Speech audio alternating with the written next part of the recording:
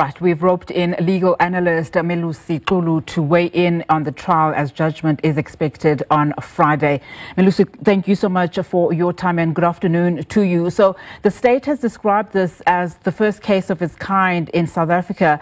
In its submission, in fact, Advocate Swanepoel said the three accused must be convicted on both charges against them, that of kidnapping as well as human trafficking.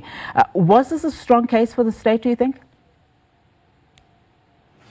Good afternoon to you, Natin, to the viewers at home. I'm of the view that it looks like a case that looks as if it is a strong case. However, if you look at the testimony of Laurentia and Section 2, as a Section 204 witness, and you look at the confessions that were made by the two accused, the accused 1 and 2, it looks like there's some differences that are quite interesting, and I think that's what the judgment will rely upon, whether, although they are mutually exclusive, the judgment will find the co-accused cases. So I think that's what is interesting about it. It's about the differences between what the Section 204 witness is stating and the confession that were allowed to be evidence. I mean, 2 months in the making, the state also made it clear that the only inferences, to be drawn by the court are that Kelly Smith, Jocelyn's mother, planned to sell her as early as August 2023. Just on that token and that note, what do you make then of how the state was unable to track to make that point? Yes, I think that's an interesting point in the regard that it shows that there was an intention by accused number 3, her mother, to sell her. I think what I find difficult in the case is the fact that there's a mention of a certain sangoma that bought the child or the victim.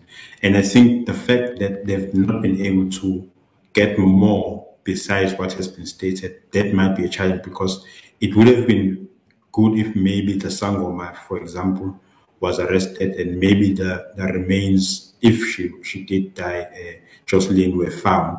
But so what makes it difficult, like they've said, is the first case of its kind. So I think for me, the challenge is not finding the body and also not being able to track down whether it was a sangoma or, as the confession states, a certain Makalema. So those differences are also interesting. So I think it will be a little bit difficult because of that, but perhaps maybe the judgment will be able to use maybe the credibility, if there is any, of the Section 204 witness. What have been then your observations just on those points, especially when we look at the closing arguments of the counsels for the accused? In fact, we heard from one defense counsel saying that the state failed to state its case. The defense attorney representing Jocelyn's mother, Kelly, tried to cast aspersions on the testimonies of the two state witnesses, including the Section 204 witness. Yeah, I think what is interesting about this, Unat, is this fact. Whenever you have a Section 204 witness, that is a person who was involved in the commission of the crime, and now he or she is stating, look, I was involved, I know what happened, but for me to get a deal, I'll be able to state everything that happened.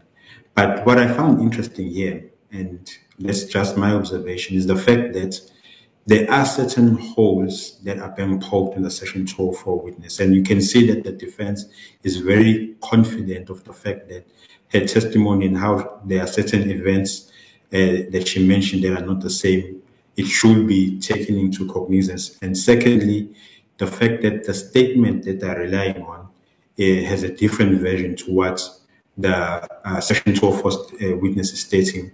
Those statements being the confessions of accused number 1 and accused number 2. Now, here's the question that I think has been posed and is quite interesting. Which version must be admitted, or which version must be accepted, because the versions are mutually exclusive? I think that's what the accused number 2's advocate was trying to say, that there are two versions that are existing. Now, the state has presented those versions. Now, which one must be taken? Must it be the one of a Section 204 witness, or the co-accused statements that have been allowed as evidence as per their confession? Melusi, thank you so much for your time. That's all of the time, unfortunately, we have for today. Thank you so much. Melusi Xulu is a legal analyst just weighing in there on the trial. Of course, judgment is expected on Friday.